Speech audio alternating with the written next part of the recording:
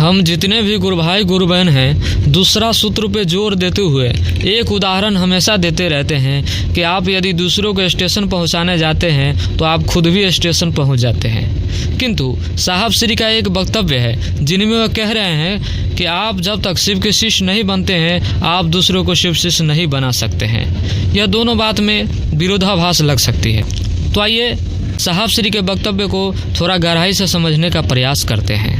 आध्यात्म की दुनिया में बताई जाती है कि जितने भी मनुष्य हैं उनके अंदर जो गड़बड़ी है वह गड़बड़ी एक जैसा ही है, सबकी एक जैसा ही समस्या है।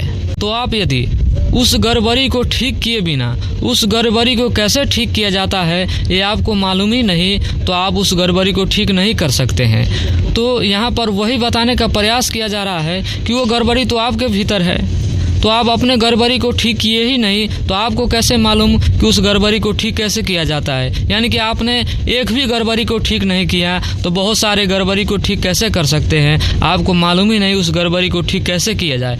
इसीलिए कम से कम एक समस्या को तो समाधान करिए, और वह एक समस्या आपके ही भीतर है। इसीलिए कहा गया है कि आप स्वयं को ठीक किए बिना दूसरों को ठीक नहीं कर सकते हैं, क्योंकि आपको मालूम ही नहीं कि ठीक किया कैसे जाता है। इसीलिए साहब श्री बताने का प्रयास कर रहे हैं, संदेश दे रहे हैं, आप स्वयं शिव के शिष्य बने बिना दूसरों को शिव शिष्य कैसे बना सकते हैं। इस विषय को गंभीरता से लेने की जरूरत है।